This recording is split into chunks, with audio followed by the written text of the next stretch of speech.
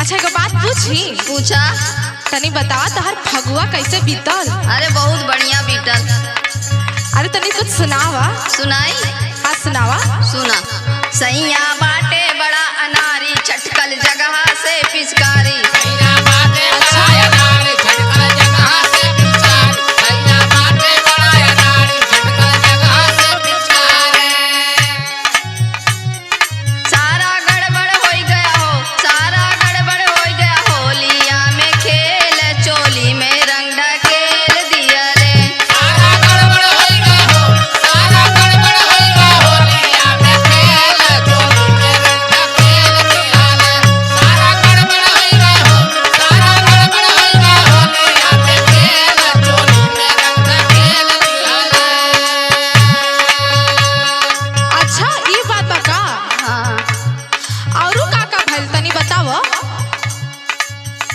आईने देर दिना के बाद होली के ना मिलल सवाल। अच्छा देर दिना के बाद होली के ना मिलल सवाल।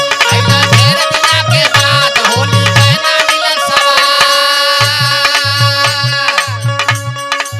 एको बे न दौड़ल हो, एको बे न दौड़ल, पटरी पे रेल चोली में रंग ढकेल दिया रे। एको बे न दौड़ल हो, एको बे न दौड़ल, पटरी पे रेल होली में रंग ढकेल दिया रे। एको बे न दौड़ल हो, एको बे न दौड़ल, पटरी पे रेल होली में रंग ढकेल दिया रे।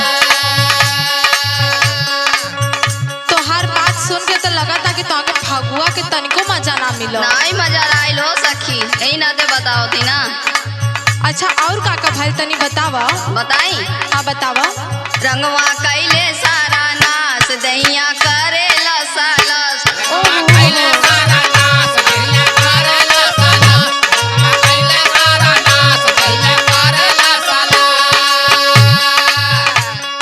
छूटे नहीं छोड़ाई हो, छूटे नहीं छोड़ाई, लेके करुआ तेल चोली में रंग ढकेल दिया ले।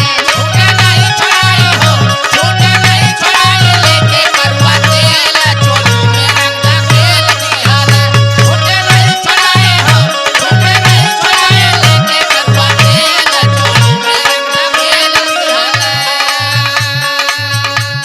हाँ उ तो रंगवा लगल बना तोहरे दहिया पर। हाँ। ओसे लागत रहला कि बड़ा मजे से होली खेलले हो। ना ये सखी कोनो मजा ना आई लगती होली। अच्छा हाँ सुना। सुनावा और का भइल?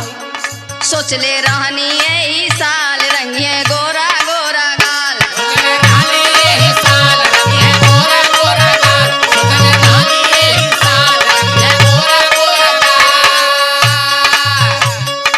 ऐसन हमें जनाला हो, ऐसन हमें जनाला, उनके बुद्धि फेल चोली में रंग ढकेल दिया ले। ऐसन हमें जलाला हो, ऐसन हमें जलाला, बुद्धि उनकर फेल चोली में रंग ढकेल दिया ले।